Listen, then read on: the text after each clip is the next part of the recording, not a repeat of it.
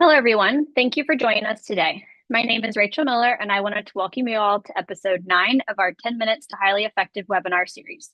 The purpose of this series is to focus on just one aspect of providing great dealer service each month.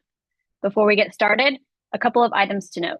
Please use the Q&A button at the bottom of your Zoom toolbar if you have a question or comment for any of our speakers today. There will be a Q&A portion at the end of this presentation. We would also appreciate it if you would complete the brief survey that will pop up on your screen once the webinar has ended. Your speakers for today are eAdvisor's Brian Michaels, Senior Sales Engineer, and Paige Cromer, National Sales Performance Strategist. And with that, I will pass things off to Paige. Hi, everyone. Every day, numerous very profitable sales opportunities from additional service requests, or ASRs, are lost because they were either never presented or because the presentation was not organized. We recommend a three-part method when presenting ASRs that places your service advisor in the role of trusted advisor and valued resource for your customer instead of an order taker. Join us now for this discussion. Hello, everyone. The why is always important. The why should always be about the benefit to the customer, and the reward should always be for delivering that benefit. When it comes to maintenance and MPVI recommendations, the advisor must understand that the customer comes to your dealership because they expect the people working there to know what is best for their vehicle. Ask your advisors, is it better to give the customer the opportunity to maintain their vehicle according to the maintenance schedule, and your local recommendations, of course, or to tell them nothing? Is it better to tell them what your technician is recommending from the MPVI, or to ignore it? That answer is obvious, and it is in keeping with your brand promise after all. Your brand is your promise to the customer, and keeping your brand promise should be your #1 priority. Always present OEM scheduled maintenance at the time of the write-up. It's the best time to do it. Always be sure to address the customer's primary concerns first. It's why they're there. Once you've confirmed that you understand what they've come there for, then present the OEM maintenance. Selling this maintenance at the time of write-up makes for greater efficiency when the vehicle gets to the technician. If the customer doesn't buy at that time, it affords them some time to think about it before you offer it to them again post-MPVI. Once the vehicle gets to a technician and the diagnosis and the multi-point inspection are completed, organize a presentation for your customer into 3 parts based on priority. Number 1, the fix and the cost for their primary concerns, what they brought it to you for. Number 2, recommendations from the visual inspection, the MPVI. And number 3, represent the maintenance requirements. When making recommendations, you should always attempt to call. Even if you are emailing or texting the recommendations, the reasons are obvious. But before you make that call, get the quote organized. Write down the recommendations in order of priority. Then present in that order. First, what they came in for. We diagnosed the coolant leak and we need to replace the water pump and replace the coolant. The price for that is $475.56 plus tax. Quote the parts and labor total and plus tax, because if they do shop you, you want them to compare you to the $475.56 and not the $504.09 after tax price. Second, the MPVI results. We performed a complete multi-point inspection for you. Your vehicle's in great shape, but your front brake pads are worn down to 3 millimeters of thickness. They need to be replaced and the brake rotor should be resurfaced. The cost for that is $325 plus tax. Third, the maintenance items. According to your recommended maintenance schedule, the transmission fluid needs to be replaced at 90,000 miles for $275 plus tax, and the cabin filter should be replaced for $49.95 plus tax. Then wrap it up. The total for everything is $1125.51 plus tax for a total of $1193.04. If we get started on this now, we can have this work completed for you by 11 a.m. tomorrow.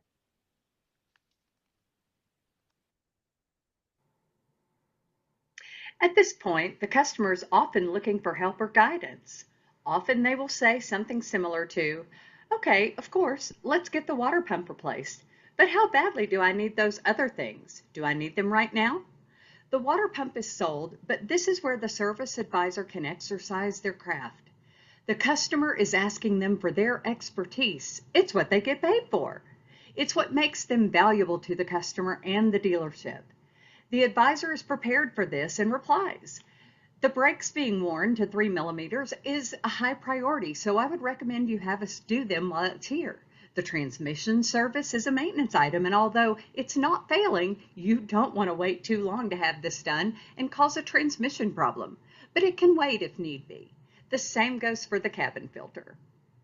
In the time it takes for you to explain the priorities, your customer has time to think. Very often the customer will reply, let's just go ahead and get it all done while it's there. Can I get a loaner car? Your effectiveness as a service advisor is very beneficial for the customer and the dealership. Great job. Everyone wins. Hopefully, we all understand how important it is to do this and do it right. And managers must inspect what they expect. Spot checking often does the trick. When a technician makes a recommendation, only one of two things can happen for each recommendation. The customer accepts the recommendation and the work is performed, or the customer declines, in which case the declined service should be denoted on the invoice. Either way, the recommendations must end up on the repair invoice either as a completed service or a declined service. And you can spot check this by comparing the MPVI to the repair invoice. When you see discrepancies, you must ask why. And I warn you though, when you start doing this, you may not like the answers you'll hear. Nevertheless, you need to hear them. Make sure the recommendations your team is making has customer benefit as the first priority.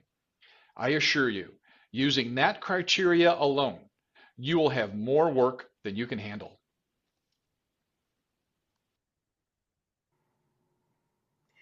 At eAdvisor, these are the things we focus on.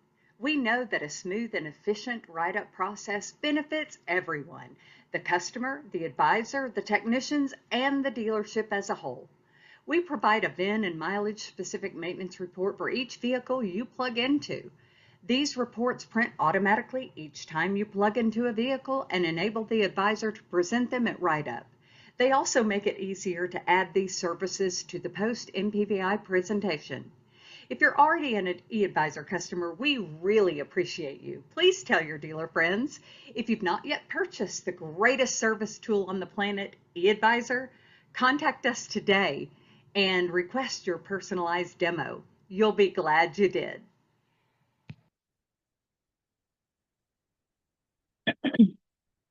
Thank you, Brian and Paige. That concludes this episode of 10 Minutes to Highly Effective Service. We've had some great questions come in and we have some time to answer those live. Our first question is, when you say we may not like the answers we're going to hear, what are we going to hear? Hey, Paige, I'll take this one.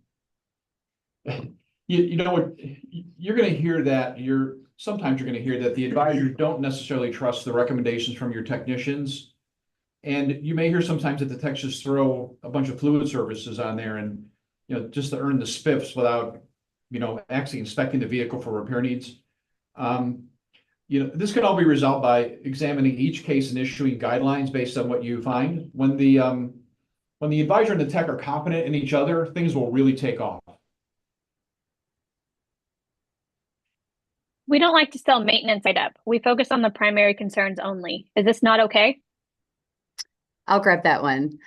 It is absolutely okay and commendable, but I would ask you to consider that maintenance is of great concern to the customer too. And that's why we suggest addressing the primary concerns first and then address the maintenance needs. Doing it at the time of write-up every time means they won't be missed, and you'll be able to double down on these recs when you call the customer and use the three-part method. We have just enough time for one more question. I like your brand promise explanation. I've never heard it explained that way before. Oh, thank you. I actually learned that from a marketing guru in Chicago. It was a marketing firm in Chicago called McMillan and Doolittle, the agency, long time ago, longer than I care to think about.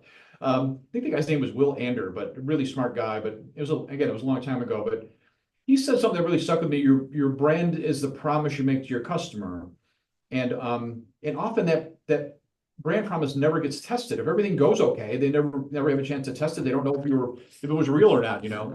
But when it's tested and you live up to it, in other words, they have a problem and you fix it, you step up for them, they always remember that. So honestly, when something goes wrong, it's actually like a gift because you have a chance to prove that promise. Good question. Thank you, Brian and Paige, and thank you to everyone for your time today, and for those of you that submitted your questions. If we didn't have a chance to answer yours live, or you just thought of a last-minute question, please feel free to reach out to Brian or Paige or respond to your post-webinar email that you will receive shortly. We'll also be sending out a copy of the recording early next week. As a reminder, a survey will pop up once the webinar ends, and we would greatly appreciate your responses. And mark your calendars for Tuesday, September 10th at 11 a.m. Eastern for episode 10. More details and a pre-registration link will be included in your email immediately following this webinar. Thank you, everyone, and have a great day. Thank you.